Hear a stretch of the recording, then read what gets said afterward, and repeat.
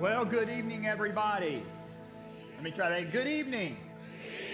And Merry Christmas. It's great to see you here this evening. My name is Daryl. This is Dave. I want to welcome you to our Christmas Eve service this evening, whether you're seated here with us or you're catching us over in the video venue next door. We want to extend a special invite to those of you who are guests, who took time out of your weekend celebration to join us here for worship. And we would just ask that you complete the worship registration slip there. It's a little tear-off strip in your bulletin, just as a way of letting us know that you were here tonight. We certainly would appreciate that. We'd also like to take a moment and just invite you back to join us on a Sunday morning. We have 3 identical services at 8:30, 9:50, and 11:10 every Sunday morning. And we have incredible children's programming all 3 hours as well for infants all the way through 5th graders. And so we would invite you to come back and join us on a Sunday real soon.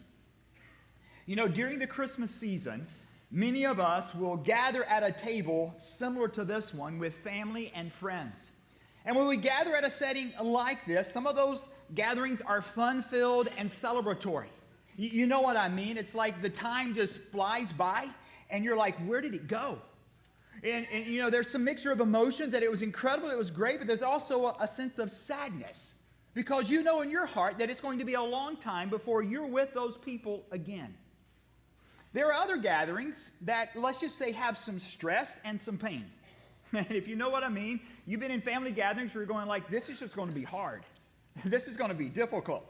And maybe it's a gathering that has some broken relationships. Maybe it's some relationships that haven't gone really, really well, and there's some stress, and it's just a dark cloud. Some of those gatherings, you're looking at your watch if you still wear one, or you're pulling out your cell phone, checking the clock because time drags. You've been in one of those? It's like, will this ever end? Now, sometimes there's pain because there's a familiar face that's missing from around the table.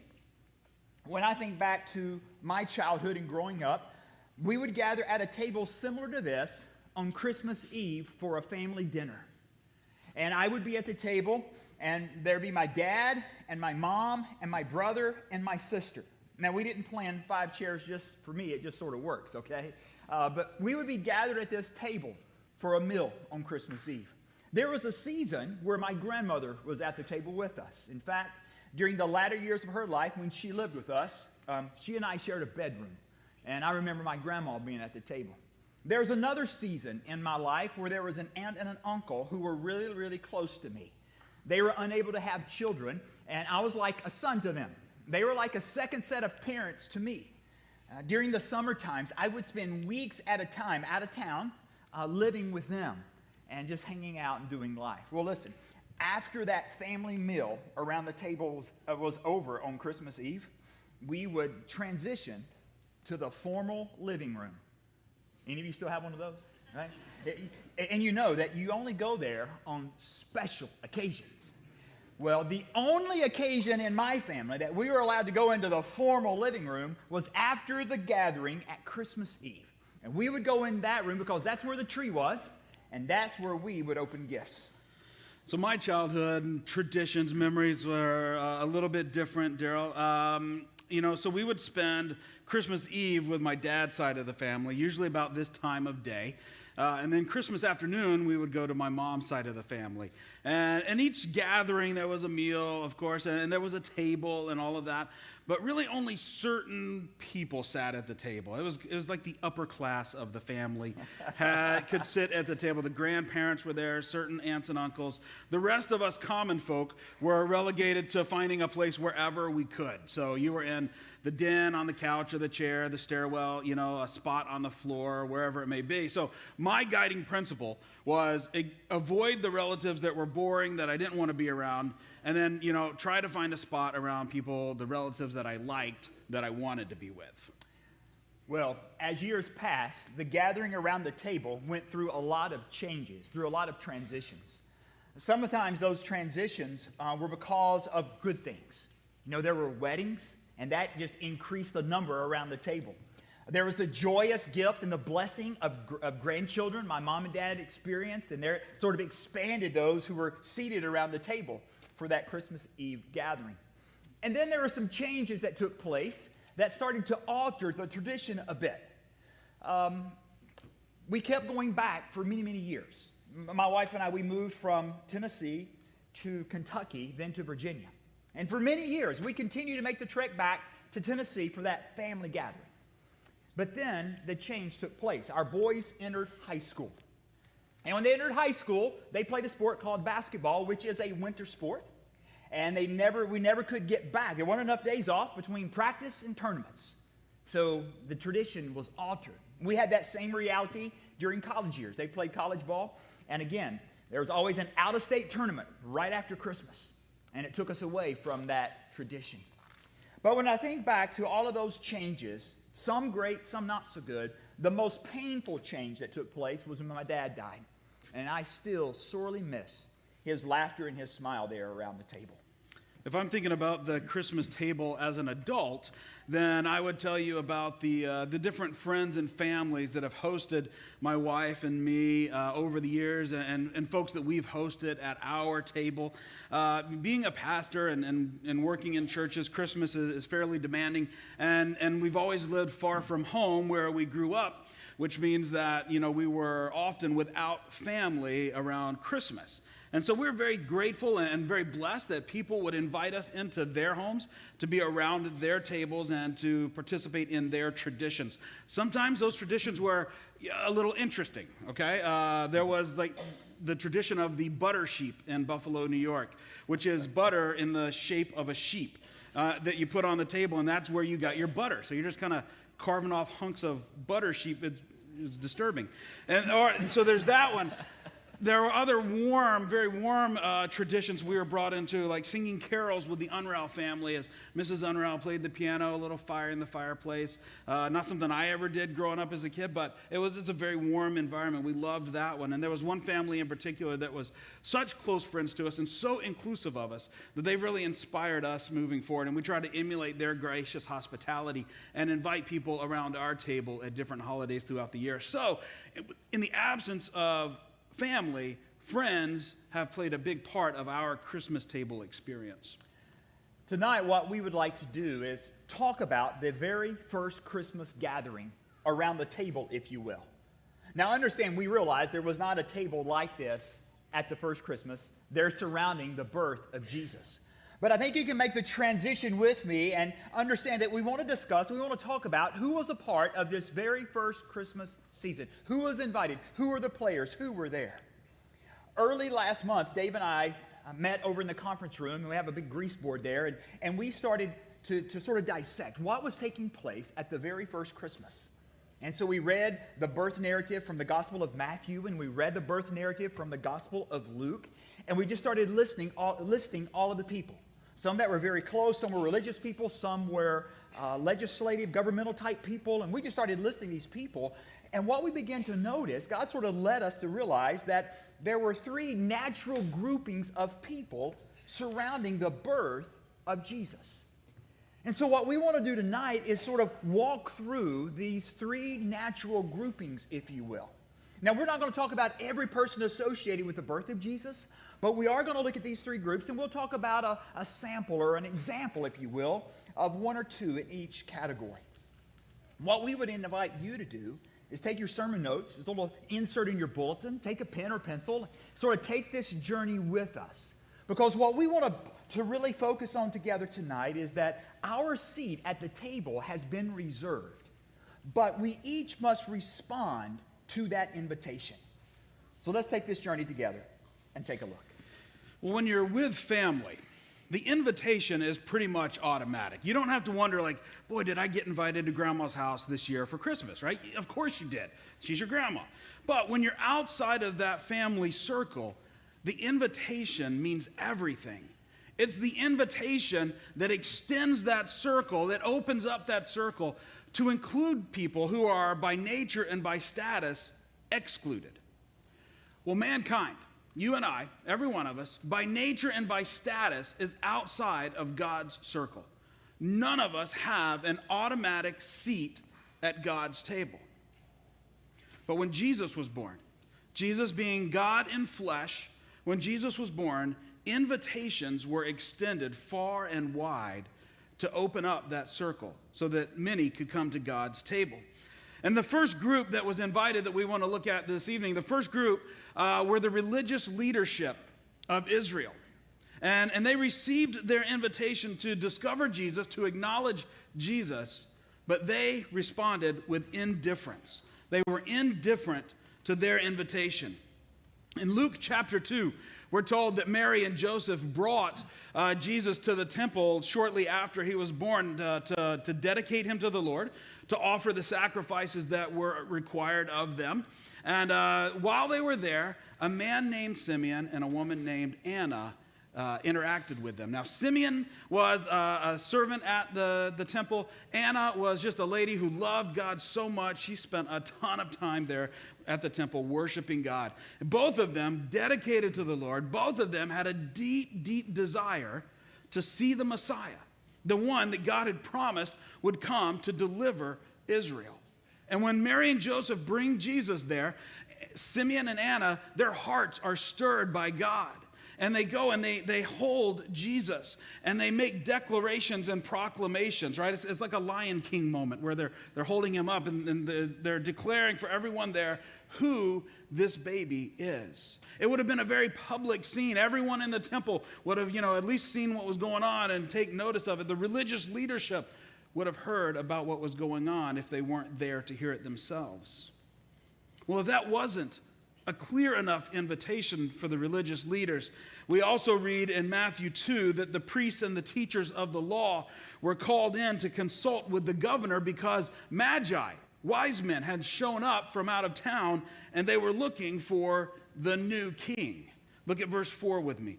It'll be on the screen. He says, when he had called, that's the governor, when he had called together all the people's chief priests and teachers of the law, he asked them where the Messiah was to be born. In Bethlehem in Judea, they replied, for this is what the prophet has written, but you, Bethlehem, in the land of Judah, are by no means least among the rulers of Judah. For out of you will come a ruler who will shepherd my people Israel. These leaders had knowledge and awareness of where the Messiah was to be born. All right, you take that. And then you have these dignitaries, these wise men, these magi that show up asking for the new king. They called him a king. The Jews would have called him Messiah.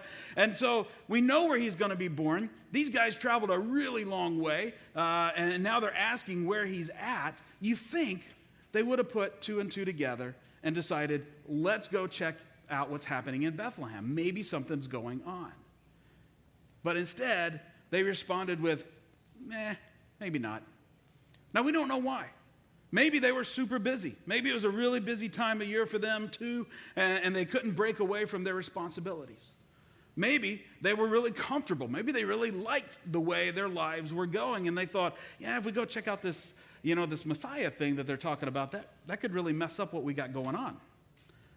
Maybe they didn't believe God anymore.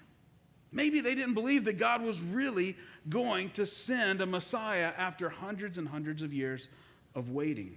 Whatever the cause, whatever their reason for their indifference, they were invited twice and responded to Jesus with indifference. Well, not only were there some surrounding the birth of Jesus who were invited but indifferent, there were others who were invited but resistant. They were resistant. Now, when I think about those who were resistant, a name that comes to my mind is a guy by the name of King Herod. Now, maybe it's been a while since you've studied history. Maybe it's been a while, or maybe you've never even heard of the guy. I think it's important to understand a little bit about who this guy was to understand why his response matters to us this evening. So let me just tell you a little bit about King Herod. King Herod ruled in Palestine for some 40 years. Most of his reign we would call very peaceful. But the way he kept peace was through the tactic of intimidation. Not necessarily one that's going to last long term, but that's how he operated. Now, he did have some positive attributes. He was an incredible builder. He built incredible palaces, magnificent fortresses. He was a good builder.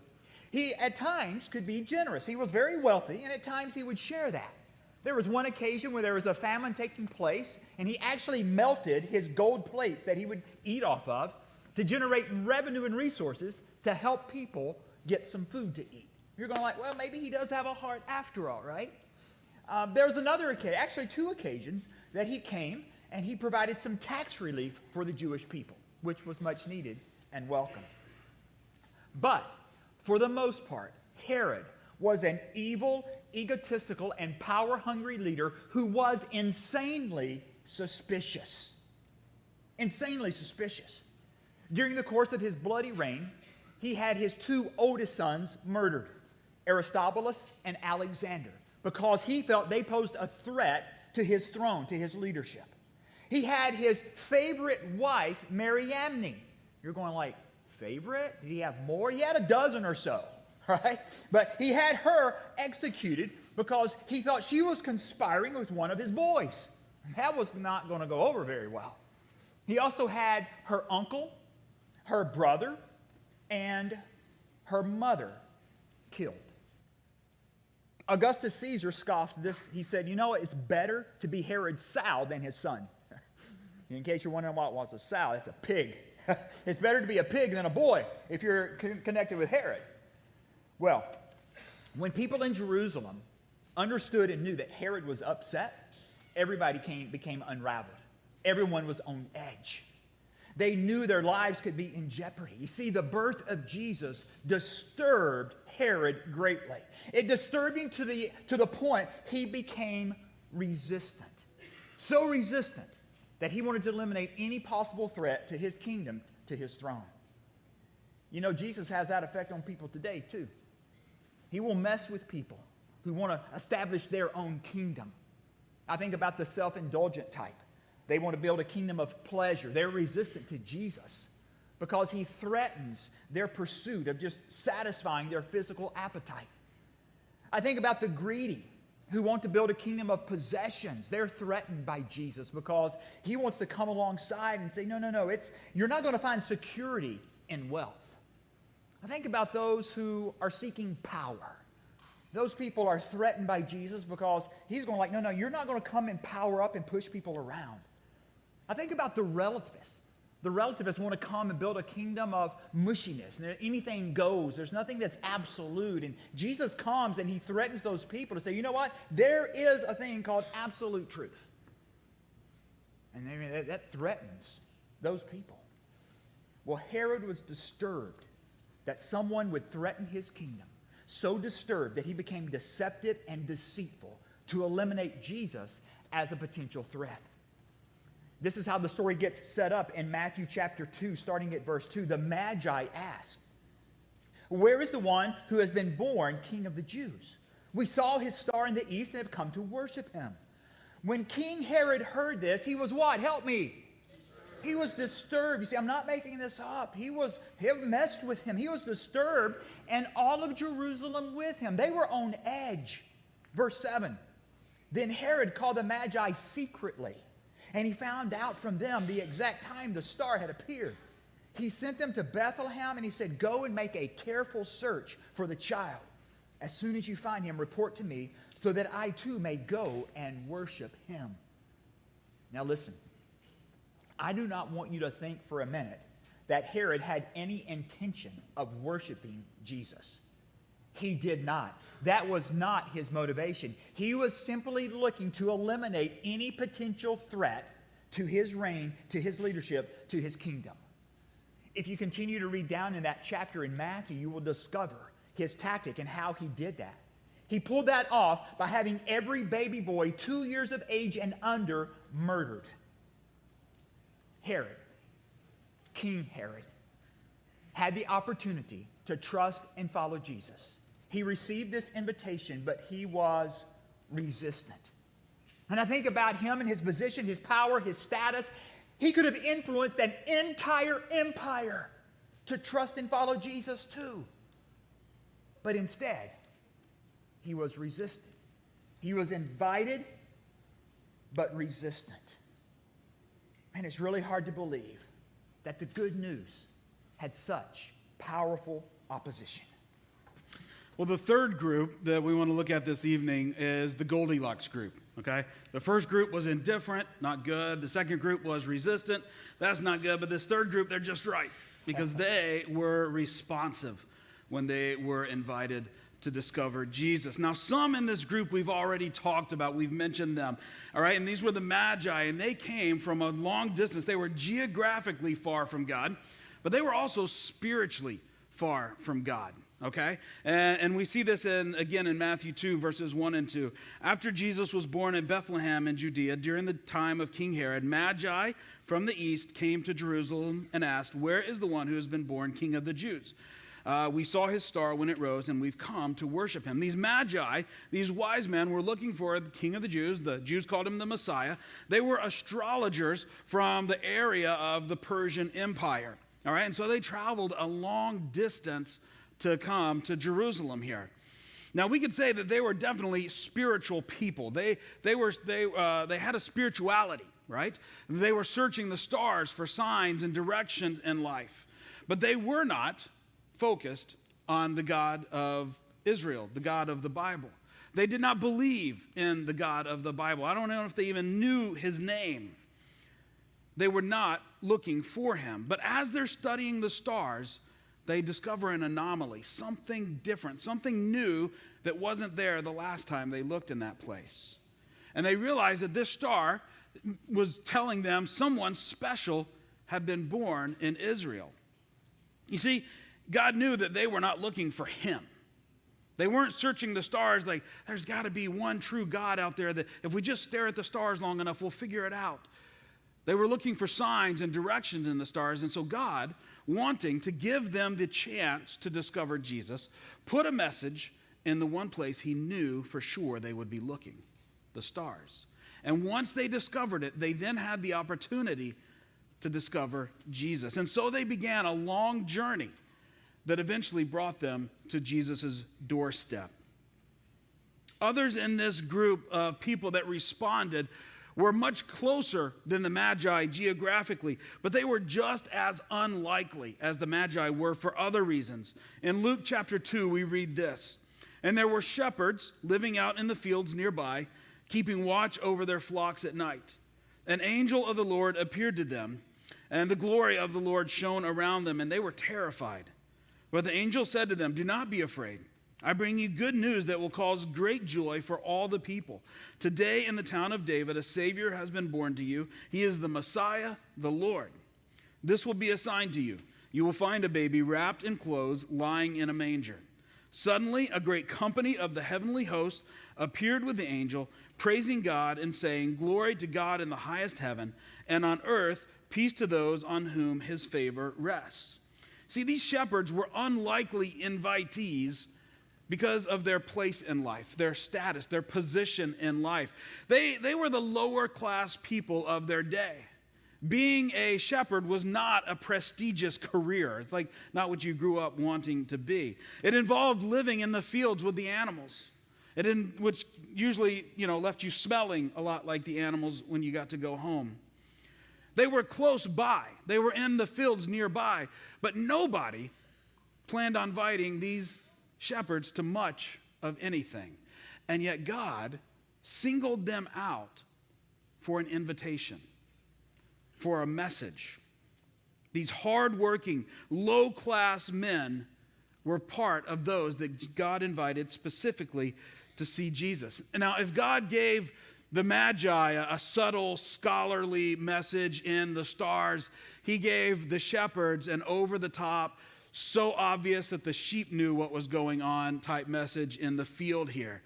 He lights up the night sky with a huge crowd of angels delivering this message and praising God. And part of me wonders if they made formations like the fish did in Finding Nemo, like that way. Probably, but we'll never know for sure. But regardless, the shepherds had such a great response. Such a great response. They hear this message and they say, let's go check this out. Let's go see what God has just told us about. And they leave their fields and they go to find Jesus. Now, if you've ever had kids, you know that it's usually, if at all possible, the most important people are the first ones to visit the new baby, right?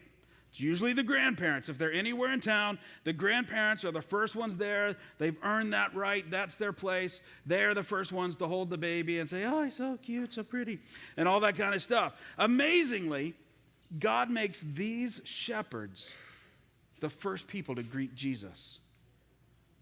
They were uncultured. They were uneducated. They were smelly. They were rough around the edges. and they were the first people to see Jesus. I think God is giving us a pretty clear message in both the Magi and the shepherds. You see, from the very beginning of Jesus' life, God has been inviting people who are far from him to discover Jesus. People who are far from him, that don't have thoughts about him at all. And if they do have thoughts, they're maybe not great thoughts. They think he's a joke. Maybe they think he's not even real. He's just a figment of our imagination. God is extending invitations to people far from him.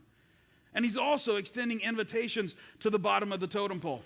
The people on the bottom of the pile in life, the unlikely, the least, the lowest, those that get overlooked. God is extending invitations to them.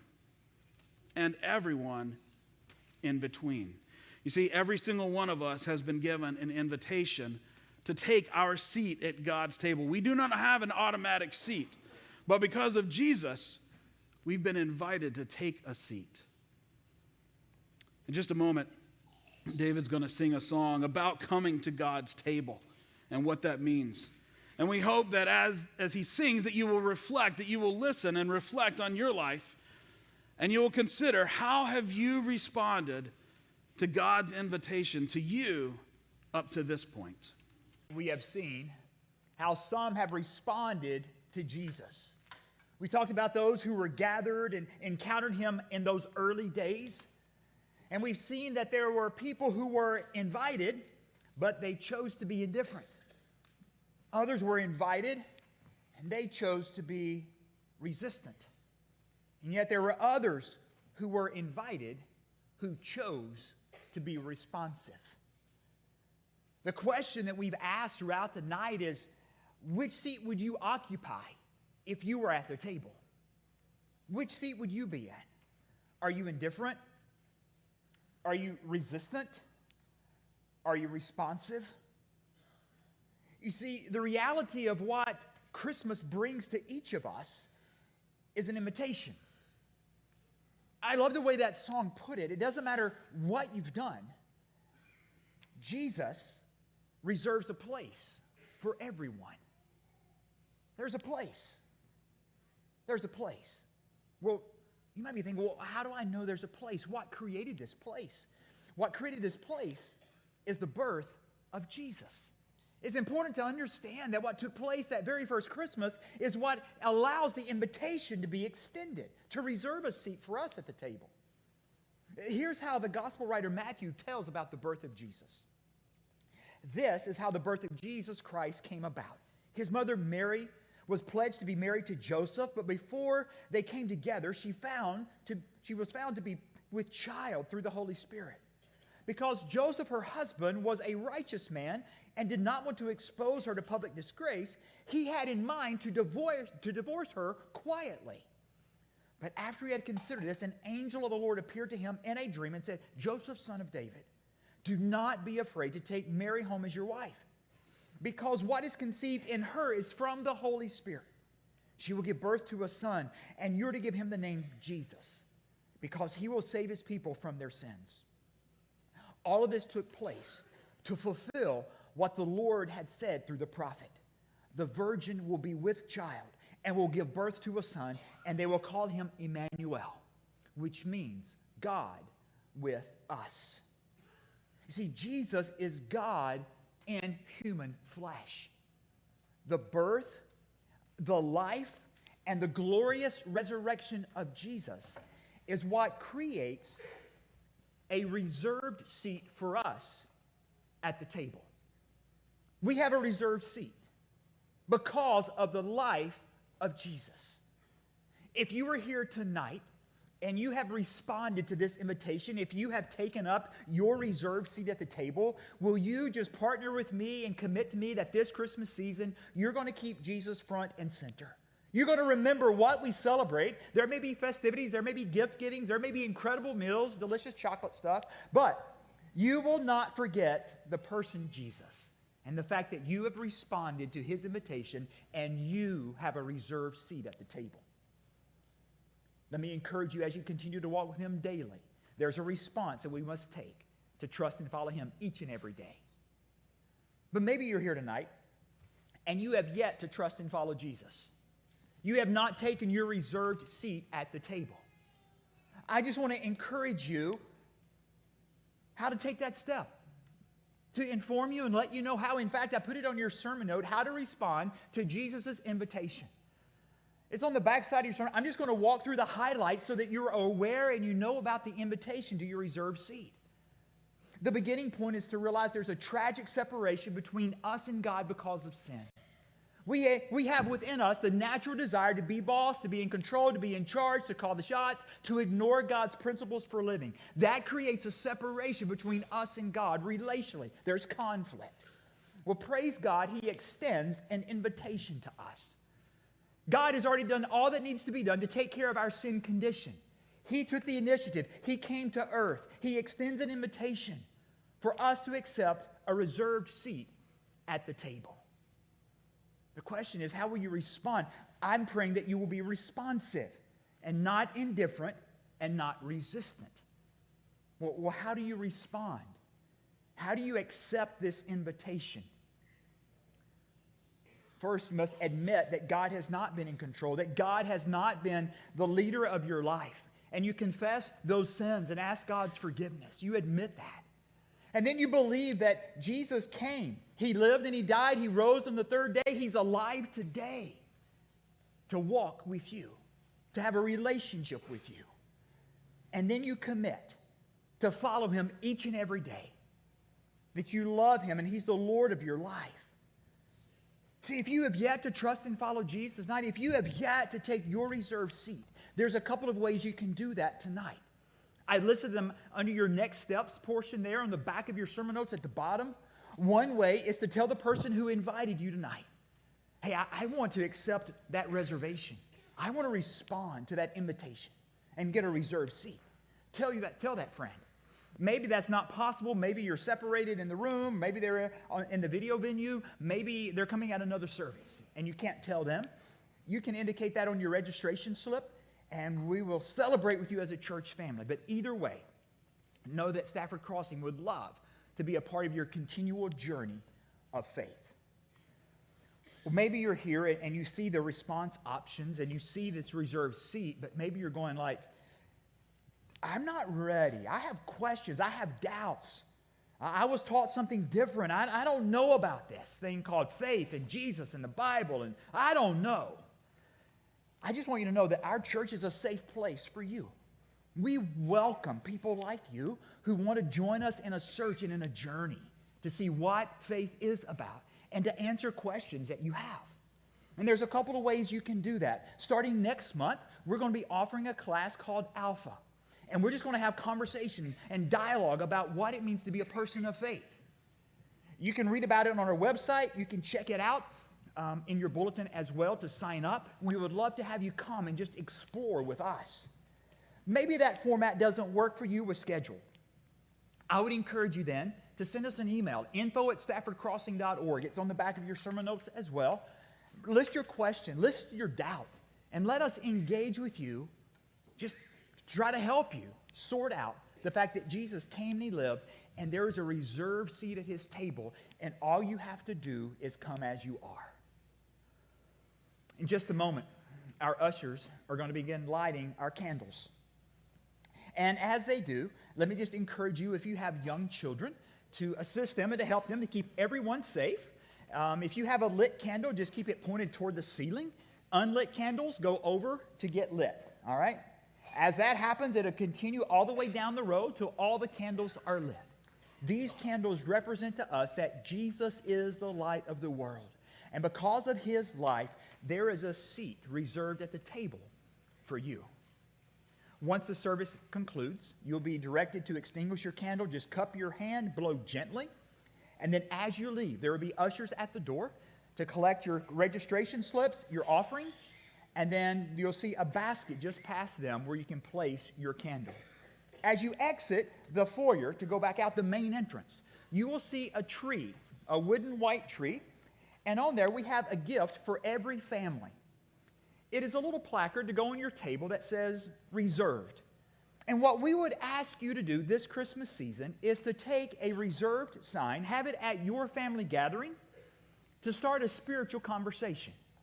If everyone around that table has trusted and followed Jesus, just celebrate that and how it happened and what God's doing in your life. But maybe someone hasn't. We hope and pray that this would be a catalyst to start a spiritual conversation. Well, what does it mean to be reserved? And you know plenty from our conversation tonight to talk about the Christmas story and the fact that there's a reserved seat at the table for them, and they are invited to respond to Jesus' invitation. Well, listen, Merry Christmas to you and your family, and we hope to see you again here real soon. I'll ask the ushers if they would come now and begin lighting our candles. Merry Christmas.